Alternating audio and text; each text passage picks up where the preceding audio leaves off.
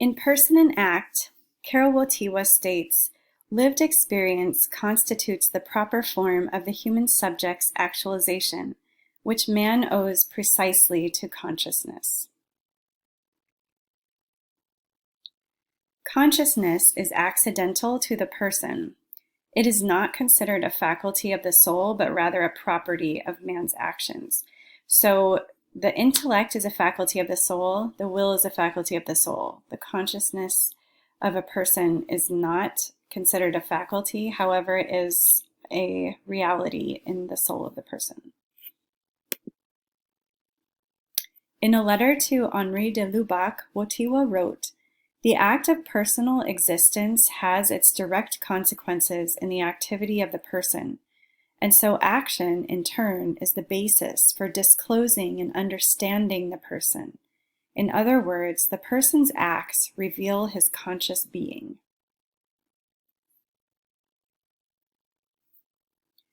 Having lost all his immediate family members as a young adult, experienced the profound suffering of World War II, attended seminary and received priestly ordination in secrecy due to political oppression, it is significant that Wojtyla emphasizes the lived experience of man as having a profound influence on the being and act of man. In particular, it is noteworthy that Wojtyla, as Pope John Paul II, was so quick to forgive the man who shot him in 1981 and to go to him in prison to tell him himself. He seemed to understand that a man who would do something so harmful must have had quite a painful lived experience and perhaps lacked the means to adequately integrate that experience into his consciousness. The intellect initiates willful acts through its previous assessment, which is considered a conscious act. Perception occurs simultaneously with lived experience to bring about conscious awareness of both the internal and external realities. So at any given time, when a person acts, the person also has perception of himself doing the act at the same time. So it's the knowledge of the act being performed as well as perception of the act being performed. This does not imply that all acts done consciously are intentional. Consciousness cannot be equated with the intellect or the will. Drawing from the writings of St. John of the Cross, Wojtyla is careful to distinguish between the coexistence of knowledge and perception and the effort to discover the essence of the act. The implication is that consciousness can be neither the proximate nor the remote subject of an action. Wojtyla thus honors the unity of substance in man, and we see this in Wojtyla's personalism philosophy, that he is careful to preserve the integrity of the human person in his writing and in his philosophy, and to maintain the unity, the interior unity of man.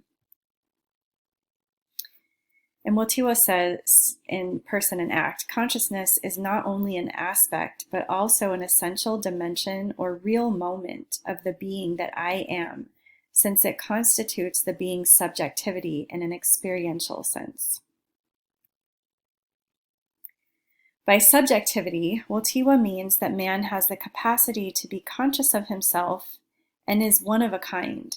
He is not referring to subjectivism, which is a fallacy that makes consciousness absolute.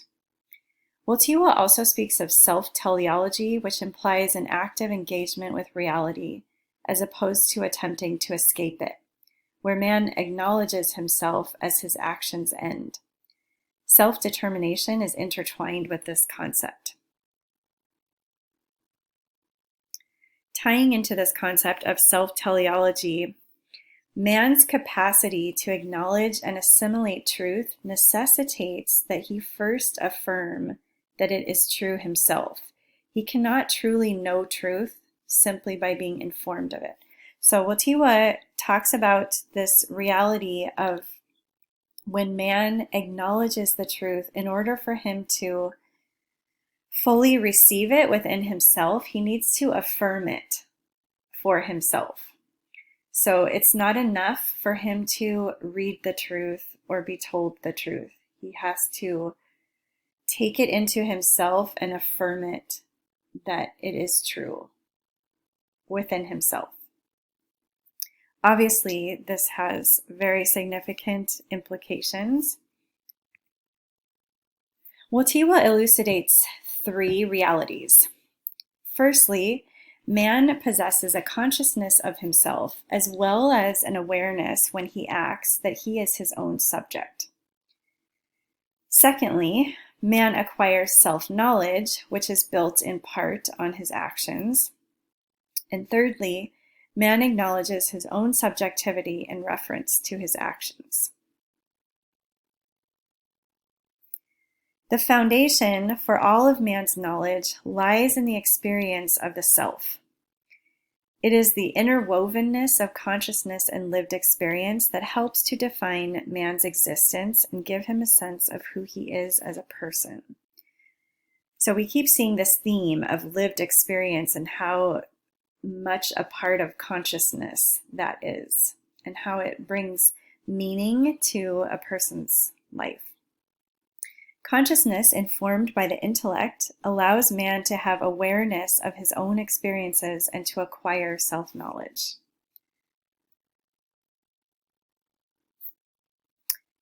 In the history of philosophy of consciousness, there have been some extremes.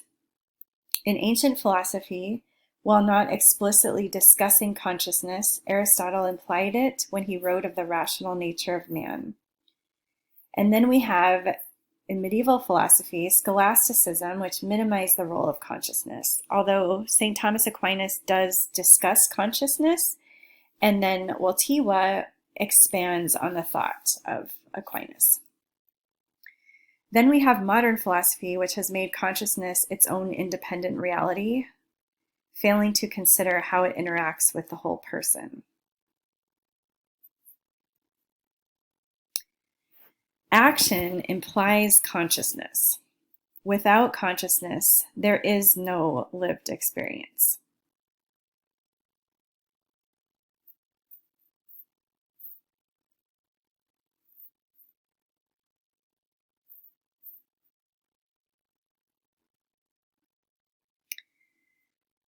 So let's take a moment and do a conscious reflection activity.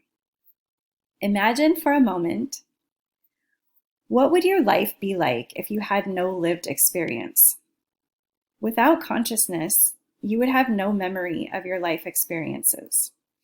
You would have no place to gather them as a whole unit within yourself, to tell yourself about your own life.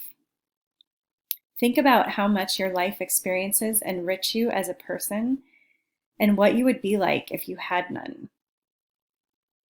What would your relationships be like? What would be your reference point?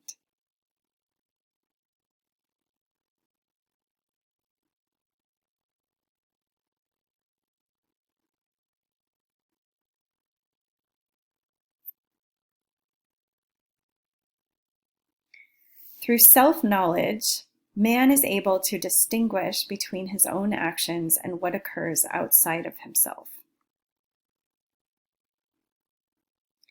Rather than disappearing into the abyss of the person, consciousness is a distinct interior phenomenon. It is a specific difference of man. Self-knowledge results from the cooperation of consciousness with reason.